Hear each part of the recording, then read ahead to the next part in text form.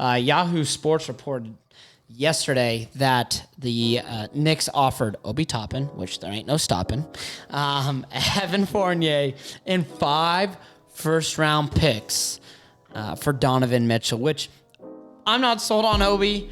I'm not sold on Fournier. 5 first-round picks, that is a hefty haul.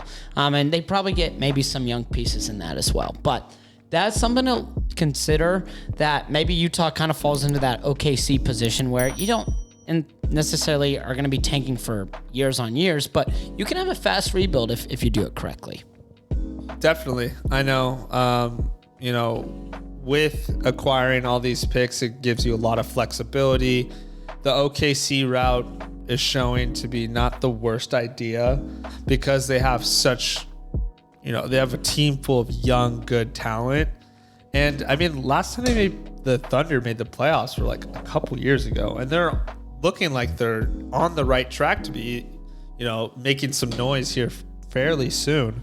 And they don't even have to go that full route. They could, maybe another star comes available and it's like, oh, we have, 10 first round picks within 4 years. Maybe we can come up with a package and acquire a young star or potential all-star who is disgruntled in a place. Yeah.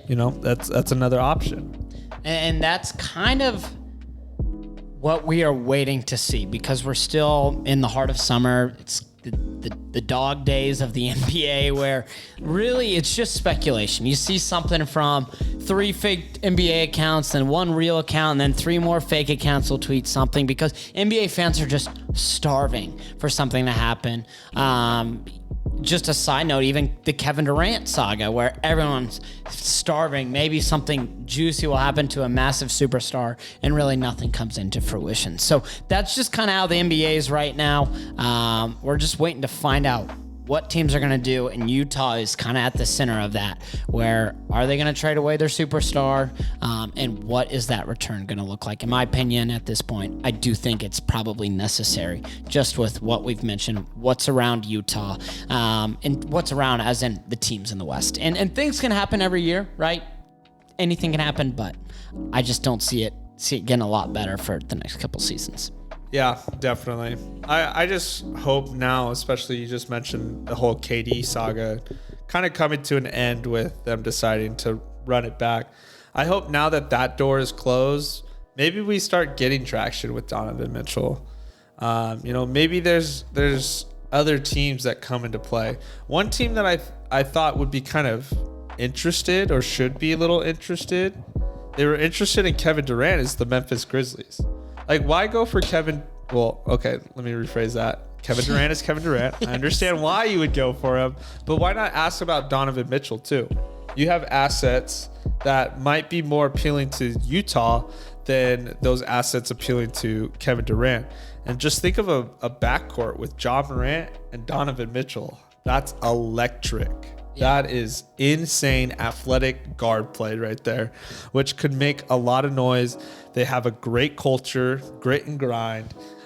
So that would be really interesting.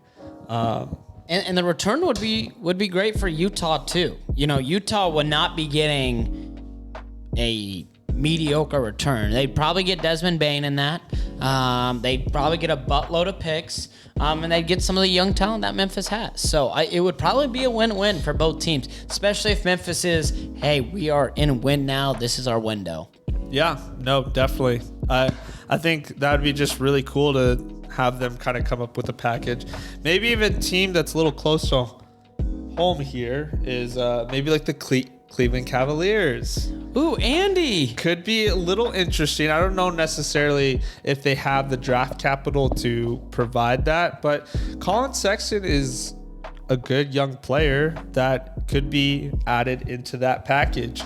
Maybe you throw in a couple players like Isaac Okoro or something. Just, throwing names out there. Maybe you guys don't like Lauri Markkanen enough to to keep him. So, having a team like Cleveland would be really interesting because they kind of have been wanting that guard scorer That's why they acquired Karis LeVert to try to improve that. Adding Donovan Mitchell to a team with Jared Allen and Evan Mobley, Darius Garland, like that's really solid. And that's probably better than any of those Jazz teams, talent-wise. I agree. And that's why if you're Utah, hold off, I think, on making a trade right now. Wait until we get into the heart of the NBA season. Teams are going to be hungry. They're going to think that they can make a certain type of push. And for Utah, you're going to be able to receive a whole lot more in terms of a package, which that's kind of the name of the game. If you're trading away Donovan Mitchell, is you get a really sweet package in return. That as a fan, it will hurt to lose him, but you're going to look at their turn and say, hey, we got something really great back. That's if you have, smart GM play. If your GM, trades him for a bag of Pringles, or not a can of Pringles, not even a can, just a bag. It's just a bag from someone who's eaten half a can. Then that's more of an issue more than anything else. Yeah, definitely. Andy, you got something to add? Yeah, no, I never actually really thought about that, but I don't hate it. I've always kind of been on the fence about Donovan Mitchell just because, the way he kind of plays and everything. Like, he doesn't really play defense and anything, and that's kind of important for the NBA, if you want to win a championship. But I like it, though. I think it would be really fun, and I think that would give the Cavs what they need is, like, that super solid score. And plus, like, the rest of the team is very good on defense. So as long as we don't give up, like, those key assets that keep us great at defense, I think that could be really fun. Could be an awesome fit. Yeah, and you're right. They do have the assets. Like, it could be really fun. But yeah. And then also you're totally forgetting, but LeBron has a player option, so he just declines that. It goes back to Cleveland. There's your small forwards. Like, There you go. Yes, that's exactly what Cleveland, this is for you. I love that. Hey, great job. You made it to the end of the video. We thank you so much for watching us here on the Small Ball Podcast. We're the only channel covering small to mid-market teams. So please make sure you hit that subscribe button. Find us on Instagram at Small Ball Podcast. Thanks so much, guys.